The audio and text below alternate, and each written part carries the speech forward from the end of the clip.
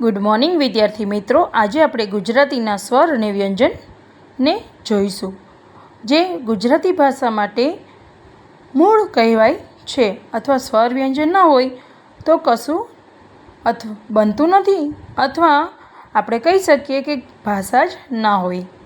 હવે જોઈએ, સ્વર છે 13 છે: અ, આ, ઈ, ઉ, ઋ, એ, ઐ, ઓ, ઔ, અમ, અહ.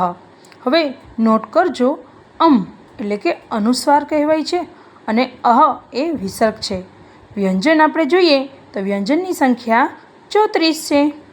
હવે એમાં વર્ગ પાડેલા છે: ક વર્ગ, ચ વર્ગ, ટ વર્ગ, ત વર્ગ, પ વર્ગ, અને ય, ર, લ અને વ, અને શ, સ, હ અવર્ગીય વ્યંજનો છે, એટલે કે કોઈ પણ વર્ગમાં આવતા નથી.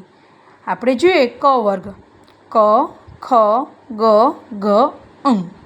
પછી છે ચ વર્ગ: ચ, છ, જ, ઝ, ત, થ, ડ, ઢ, ણ, ત, થ, દ, ધ, ન, પ, ફ, બ, ભ, મ. હવે આ વર્ગો પાડવાનું રીઝન, એટલે કે જે વર્ગ પાડવામાં આવે છે એના ઉચ્ચારણ સ્થાનના આધારે તેને વર્ગ પાડવામાં આવેલા છે. તો આ વર્ગ પછી જોઈએ તો એના સિવાયના ઘણા એવા શબ્દો છે જેને આપણે જોઈએ. જે પહેલાં આપણે જોઈએ વર્ગ કઈ રીતે પડ્યા છે, તો કે ક વર્ગ છે એ કંઠ સ્થાનમાંથી છે, એનું ઉચ્ચારણ કંઠ એટલે કે ગળામાંથી થાય છે. ચ વર્ગ છે એ તાલુ સ્થાનમાંથી થાય, એટલે કે તાળવામાં જીભ અડવાથી થાય છે. અને ટ વર્ગ છે એ મૂર્ધન્ય એટલે તાળવું, અને આપણે જોઈએ તો મૂર્ધન્ય સ્થાનમાંથી થતું હોવાથી તેને ટ બોલાય છે. અને ત તલવારનો ત છે, એટલે કે ત દંત, એટલે કે આપણી જીભ દાંતને સ્પર્શતી હોવાથી દંત વર્ગ કહેવામાં આવે છે. અને પ છે એ પ વર્ગ છે, ઓષ્ઠ સ્થાનમાંથી આવે છે. તો આપણે જોઈએ તો અવર્ગીય વ્યંજન છે સ, શ, સ અને હ. આ જે છે અવર્ગીય વ્યંજન છે એ ઉષ્માક્ષર, એટલે કે આપણે જ્યારે બોલીએ છીએ ત્યારે આપણા મોઢામાંથી ઉષ્મ બહાર નીકળતો હોવાથી એને ઉષ્માક્ષર વર્ણો પણ કહેવામાં આવે છે. હવે છે વ્યંજનની સાથે સંયુક્ત વ્યંજન, એટલે કે ક્ષ, જ્ઞ અને સ્ર. આપણે જોઈએ છીએ એ સંયુક્ત વ્યંજન છે. જેમ કે અહીંયા ક અને સ થી બનતો સ્ર, જ્ઞ એટલે કે જ અને ંથી બનતો, અને સ્ર એટલે કે સ અને ર થી બનતો, એને સંયુક્ત વ્યંજન કહેવામાં આવે છે. ગુજરાતી ભાષામાં કુલ અક્ષર 47 છે, સ્વર 33, વ્યંજન 34, એમ થઈને ટોટલ સંખ્યા થાય છે 47. સંયુક્તાક્ષરને આપણે આગળ વધુ જોઈશું.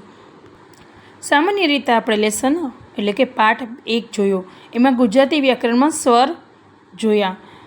એ આગળ આપણે જોઈએ તો સ્વરની વ્યાખ્યા જોઈએ તો સ્વર છે એ સ્વતંત્ર ઉચ્ચારણ કરી શકાય અને તેને કોઈની જરૂર પડતી નથી. આને કહેવાય છે સ્વર, એટલે કે એકલો સ્વતંત્ર ઉચ્ચારણ કરી શકાય છે. એ સૌથી વર્ણ, એટલે કે અક્ષર જે છે એ સૌથી નાનામાં નાનો એકમ હોવાથી તેને તોડી બી શકાતો નથી. હવે જુઓ, સ્વર છે એના પણ 2 પાર્ટ છે, એટલે કે 2 વિભાગ પાડવામાં આવે છે: હ્રસ્વ સ્વર અને દીર્ઘ સ્વર. હવે આપણે જોઈએ તો હ્રસ્વ સ્વરની સંખ્યા છે 4. તેની વ્યાખ્યા જોઈએ તો ઉચ્ચારણનો, એટલે કે બોલવાનો સમય ઓછો લાગતો હોય માટે તેને હ્રસ્વ સ્વર કહેવામાં આવે છે. દીર્ઘ સ્વર એટલે કે તેની સંખ્યા છે 7, અને તેની વ્યાખ્યા કહીએ તો ઉચ્ચારણનો સમય લાંબો, એટલે કે દીર્ઘ હોવાને લીધે તેને દીર્ઘ સ્વર કહેવામાં આવે છે. આવા સ્વરને આપણે જોઈએ તો હ્રસ્વ સ્વર છે અ, ઈ, ઉ, ઋ. દીર્ઘ સ્વર છે ઓ, ઈ, ઉ, એ, ઐ, ઓ, ઔ. આ જે છે 7 એ દીર્ઘ સ્વર છે, અને આ જે છે એ હ્રસ્વ સ્વર છે. સ્વરની કેટલીક વિશેષતાઓ છે એ જોઈએ તો સ્વર છે એકલો સ્વતંત્રતા રીતે એટલે કે સ્વતંત્ર છે એટલે કે એકલો ઉચ્ચારણ કરી શકાય છે. સ્વરનો ઉચ્ચારણ મોઢામાંથી બહાર આવતા અવરોધ વગર થાય છે. એટલે કે આપણે જ્યારે બોલીએ છીએ કોઈ પણ અચકાતો નથી બોલવામાં. આ ઈ અવરોધ વગર હોવાથી તેને એક વિશેષતા છે. અને આ શબ્દની રચનામાં સ્વરનું મહત્ત્વ એટલે સ્વરનો મોટો ભાગ રહેલો છે. માટે શબ્દની રચનામાં સ્વરનો મોટો ભાગ રહેલો છે એની ત્રીજી વિશેષતા છે. હવે પહેલેથી આપણે પહેલી વિશેષતા જોઈએ તો સ્વર એકલો ઉચ્ચારાય છે. બીજું, સ્વરનું ઉચ્ચાર મોઢામાંથી બહાર આવતા અવરોધ વગર થાય છે એટલા માટે એની બીજી વિશેષતા છે. અને ત્રીજી વિશેષતા છે શબ્દની રચનામાં સ્વર મહત્ત્વનો ભાગ ભજવે છે. હવે તેના ઉદાહરણો આપણે જોઈએ તો અરજ, આગાડી, ઈમલી, ઈશ્વર, ઉંદર, ઉઠવું, એક, એક્ય, ઔશિકુ, ઔષધ,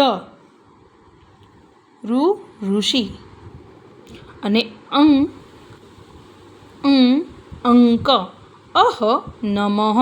આ રીતે આપણે જોઈએ તો આ સ્વર ને અને વ્યંજન આપણે જોયું. હવે સ્વરની વિશેષતા અને સ્વરના ઉદાહરણ સાથે આપણે જોયું. હવે નેક્સ્ટ ટાઈમ લેસન નંબર 3માં પાછા મળીશું. વ્યંજનની વિશેષતા અને વ્યંજન કેવી રીતે બને છે એને આખો વિડીયો લઈને ફરી પાછી હું તમને મળીશ. Thank you for watching. Thank you so much.